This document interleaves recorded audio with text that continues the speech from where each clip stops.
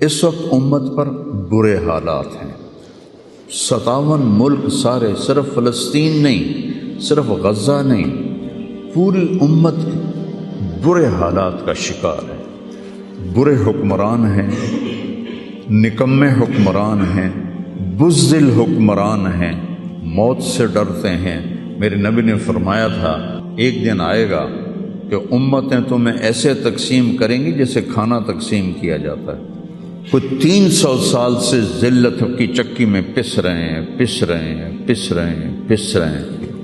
لیکن یہ حالات، میرے نبی نے فرمایا میری امت پہ آخرت میں بڑا عذاب نہیں ہے، میری امت کا عذاب دنیا میں ہی ہو جائے گا۔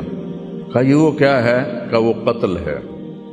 ان کا قتل ہونا ان کے گناہوں کی معافی کا ذریعہ بن جائے گا۔ اللہ دشمن کے دلوں سے تمہارا رعب نکال دے گا، اللہ دشمن کے دلوں سے تمہارا رعب نکال۔ خالد کا نام سن کر روم کانپ اٹھتا تھا، اللہ تمہارے دلوں میں وہن ڈال دے گا۔ آپ نے فرمایا دنیا سے پیار کرو گے اور موت سے ڈرو گے، موت کو برا سمجھو گے، اور جو ارض فلسطین ہے اللہ اسے ضائع نہیں کرے گا۔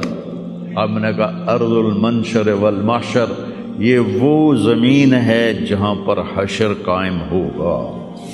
کینیڈا میں ایک نوجوان خواب دیکھ رہا ہے، راونڈ کا پڑھا ہوا ہے، عالم ہے، کہ میں نے خواب دیکھا کہ غزہ کے شہداء کے بچے آسمان پر تیر رہے ہیں اور اللہ کے نبی ہر آنے والے بچے کا استقبال فرما رہے ہیں۔